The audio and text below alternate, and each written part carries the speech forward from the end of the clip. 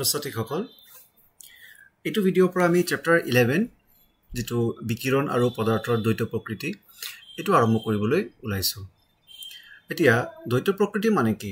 দ্বৈত প্ৰকৃতি মানে পোহৰ বা বিকিৰণ আৰু পদাৰ্থ দুয়োটাৰে দুটা প্ৰকৃতি পোৱা যাব, তৰংগ প্ৰকৃতি আৰু লগতে পদাৰ্থৰ প্ৰকৃতি বা কণা প্ৰকৃতি। আমি এতে স্থাপন কৰিবলৈ চেষ্টা কৰিম যে তৰংগ বা বিকিৰণৰ তৰংগ প্ৰকৃতিৰ লগে লগে ইয়াৰ আৰু এটা প্ৰকৃতি থাকে যেটো কণাৰ প্ৰকৃতি। পোহৰৰ তৰংগবোৰ একত্ৰিত হৈ অধ্যৰোপণ কৰে। ইয়াৰ আগৰ ভিডিঅ'খিনি আমি পাইছিলো, নাইবা সমাৰোপণ কৰে বা সমাৱৰ্তন দেখুৱায়। এইবোৰ দ্বাৰা ইয়াৰ তৰংগ প্ৰকৃতিবোৰ উল্লেখ হয়।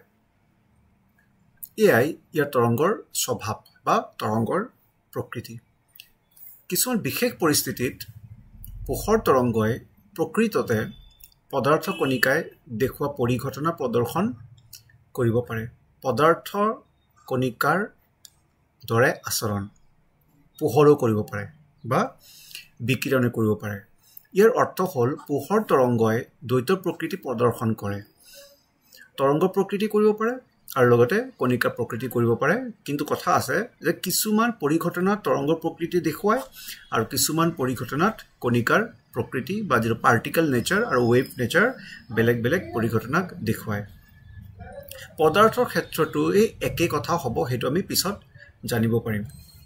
সমাৰোপণ, অপৱৰ্তন আৰু সমৱৰ্তন আদি পৰিঘটনাবোৰে কেৱল পোহৰৰ তৰংগ প্ৰকৃতিৰ ভিত্তিতহে ব্যাখ্যা কৰিব পৰা যায়। আনহাতে আৰু এটা পৰিঘটনা আমি পাম যেটো এইটো চেপ্টাৰৰ মূল বস্তু, আলোক বিদ্যুৎ প্ৰক্ৰিয়া। আলোক বিদ্যুৎ প্ৰক্ৰিয়াৰ দৰে কিছুমান পৰিঘটনা কেৱল পোহৰৰ কণা প্ৰকৃতিটো ধৰিহে ইহঁতক কি কৰিব পৰা যায়, বুজিব পৰা যায় বা ব্যাখ্যা কৰিব পাৰি। ইয়াৰ পৰা দেখা যায় যে পোহৰৰ বিকিৰণৰ দুটা প্ৰকৃতি আছে, অৰ্থাৎ কেতিয়াবা তৰংগৰ দৰে আৰু কেতিয়াবা কণিকাৰ দৰে আচৰণ দেখুৱায়। ইয়াকে আমি দুই প্ৰকৃতি বা দ্বৈত প্ৰকৃতি বুলি ক'ব পাৰো বিকিৰণৰ।